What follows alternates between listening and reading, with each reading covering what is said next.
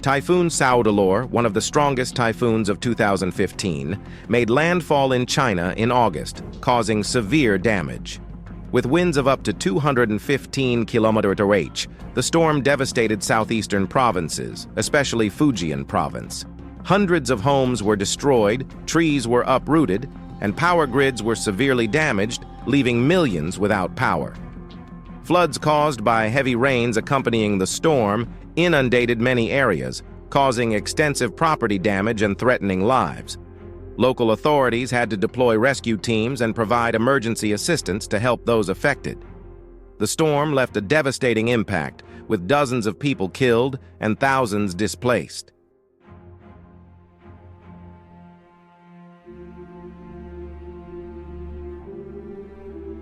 China's unique geographical location exposes the country to frequent tropical storms, some of which are powerful and can cause serious damage.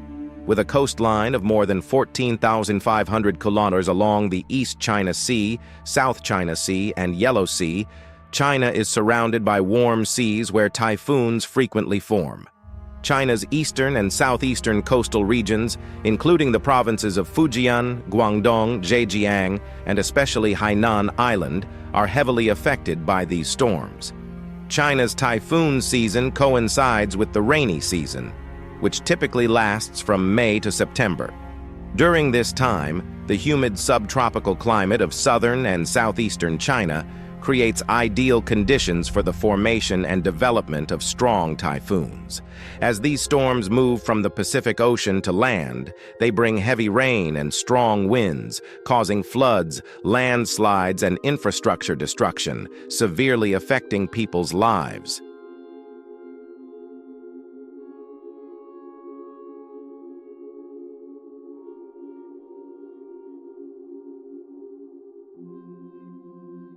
Not only do they affect coastal areas, but they also move further inland, impacting many different provinces, increasing the risk of natural disasters for millions of people. The combination of geography and climate conditions has made China one of the countries most affected by tropical storms in the world. As a result, China faces a series of natural disaster challenges every year, requiring careful preparation and rapid response from authorities and local communities.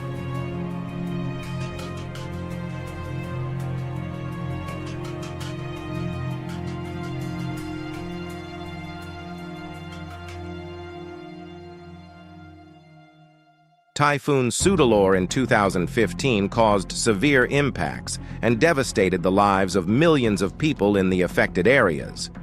When the typhoon made landfall, the terrible force of the wind and heavy rain forced more than 700,000 people to evacuate their homes to avoid the storm. For many families, the storm not only brought floodwaters, but also a nightmare, as their homes and lifelong assets were swept away or damaged beyond repair. In rural areas, where people mainly live in traditional houses built from simple materials, the power of the typhoon was devastating. Many houses could not withstand the fierce attack of strong winds and floods, and were completely destroyed or turned into rubble. The scene of devastation, the remains of previous lives now reduced to piles of mud and broken wood, made people feel heartbroken.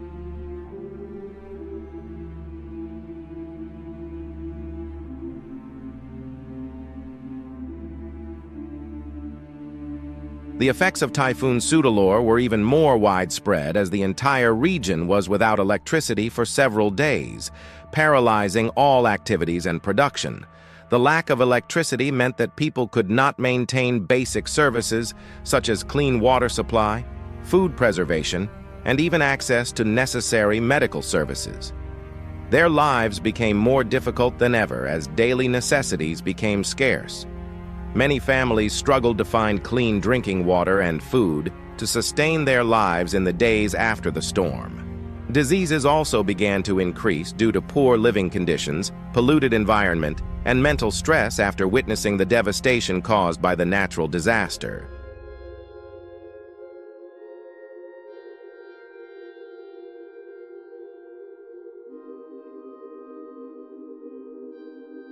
Typhoon Soudelor left behind severe damage to infrastructure in the affected areas, bringing life and economic activity to a standstill.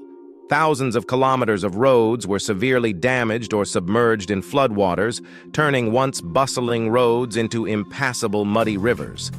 Asphalt was peeling off and collapsing, creating large potholes and dangerous cracks, making transportation extremely difficult, even impossible in many places.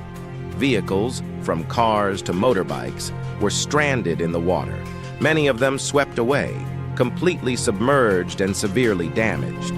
These vehicles suffered not only mechanical damage, but also structural damage, increasing repair and replacement costs for residents and businesses.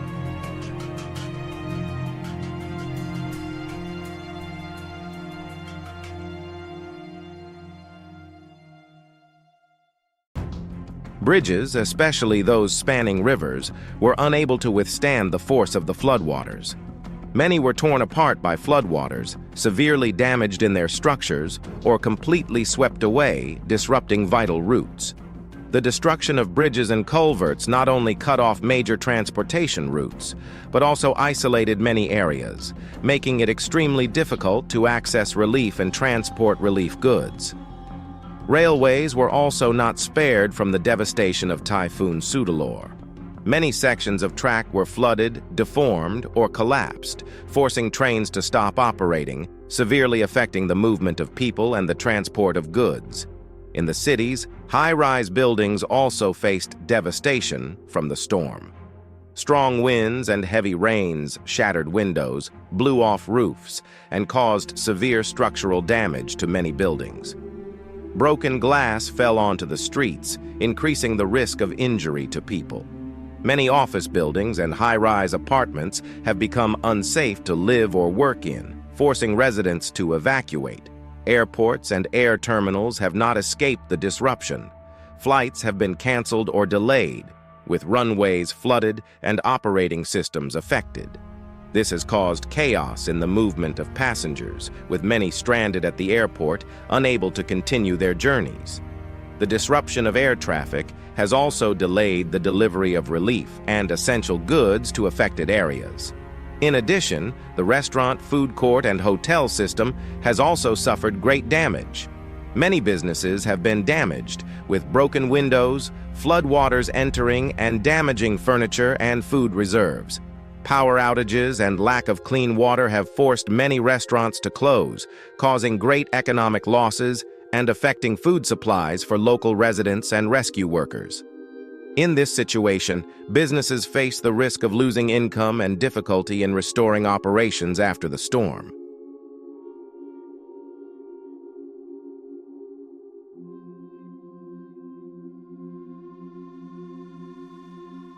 Typhoon Soudelor caused severe damage, destroying infrastructure, damaging thousands of kilometers of roads, bridges, and high-rise buildings.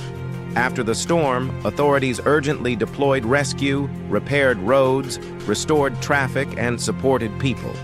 Disease prevention measures were also taken to protect public health, while businesses and commercial establishments quickly resumed operations, helping life gradually return to normal.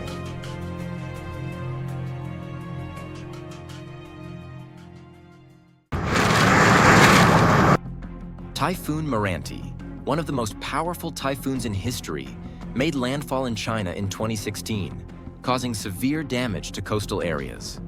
With winds of up to 305 km/h, Moranti brought torrential rains and ferocious winds, destroying everything in its path.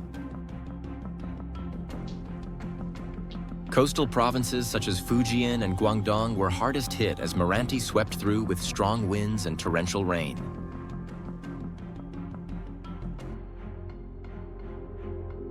The winds of Typhoon Moranti were so strong that they not only tore off roofs but also uprooted old trees, swept away signs and large objects on the streets. The wind howled in gusts, creating eerie sounds like the screams of nature. The raging winds swept away everything in their path, turning residential areas into scenes of devastation. Electric poles and traffic lights were bent and broken, causing widespread power outages. Windows and doors of many houses were blown out, creating large holes that allowed rain and wind to rush in, causing further damage to people's property.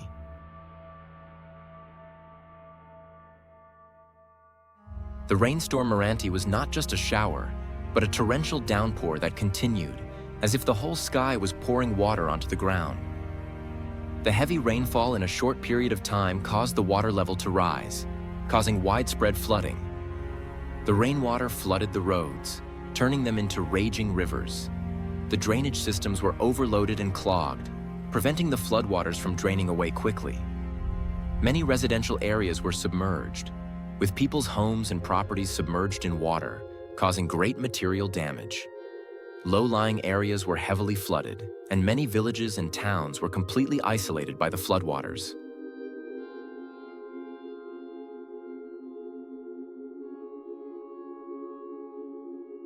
The rain from Typhoon Meranti poured down in torrents, lasting for days.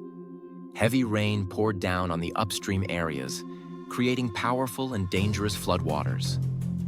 The sound of rain falling continuously and heavily on roofs, roads, and trees created a noisy sound like a never-ending music of nature.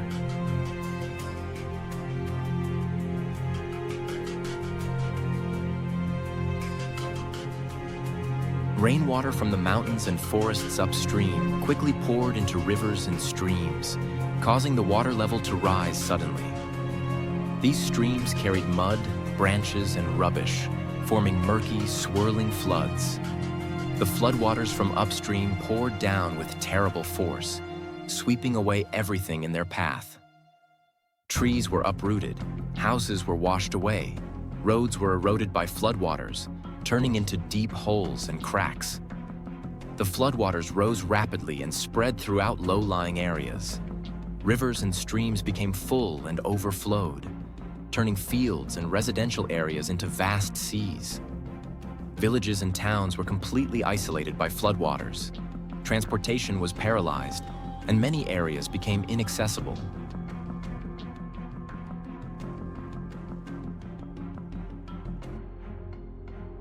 In Fujian, thousands of houses were destroyed. Many roofs were ripped off. Windows were shattered and walls collapsed. Streets were flooded. The transportation system was paralyzed. Many roads were washed away or severely damaged. Floodwaters rose, inundating many areas, submerging villages and residential areas. Landslides occurred in many places, causing serious damage to property and infrastructure.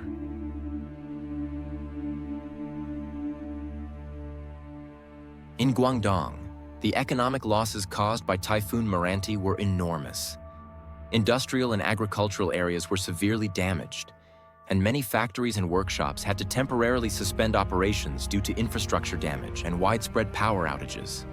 Power and telecommunication systems were destroyed, causing widespread power outages and communication disruptions. Many areas were cut off for days, making rescue and recovery difficult. People's daily lives were completely disrupted. Many families lost their homes and belongings and had to take temporary shelter at rescue stations or relatives' homes. Schools, hospitals, and other important infrastructure were severely damaged, disrupting education and medical care.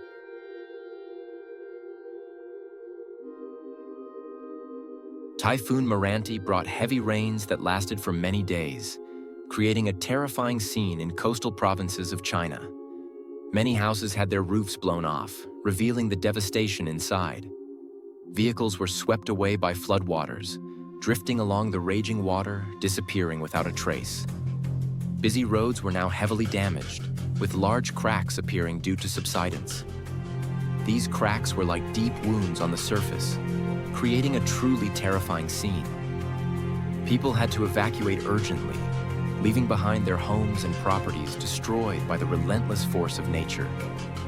The storm not only devastated infrastructure, but also left people with great trauma and challenges in overcoming and rebuilding their lives.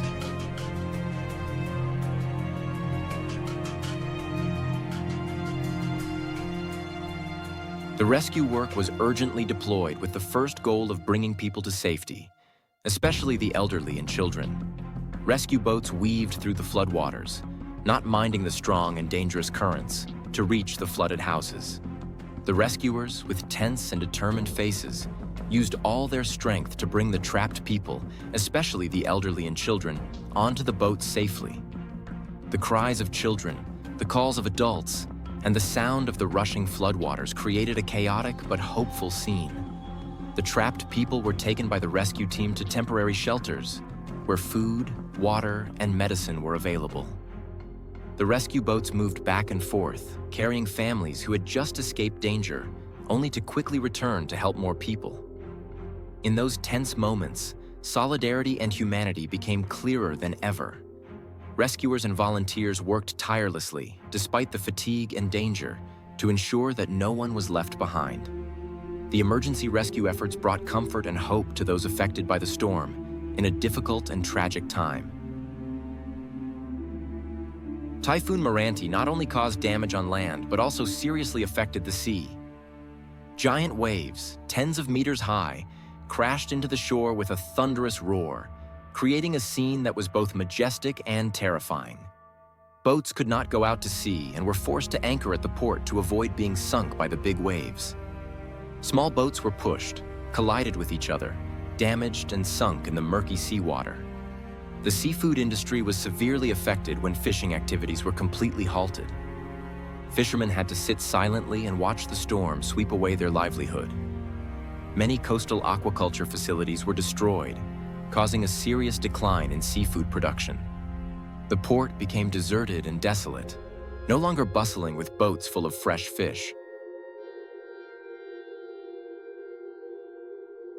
When Typhoon Meranti passed, the aftermath was devastating. Homes were flooded, with floodwaters damaging furniture and turning once cozy rooms into wet ruins. Trees were uprooted and toppled, blocking traffic and making cleanup more difficult. The ground was covered in mud, trash, and debris, creating a serious sanitation problem. The problem of disease has become a serious concern, especially for people living in heavily flooded areas who face a high risk of contracting water-related diseases such as diarrhea and infections.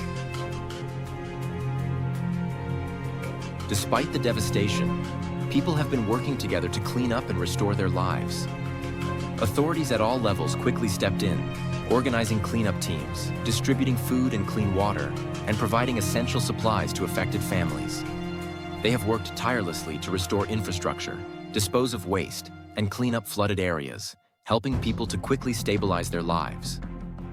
The joint efforts of the community and authorities during these difficult hours have not only helped restore order and cleanliness to the storm-ravaged area, but also demonstrated the power of solidarity and mutual support in challenging times.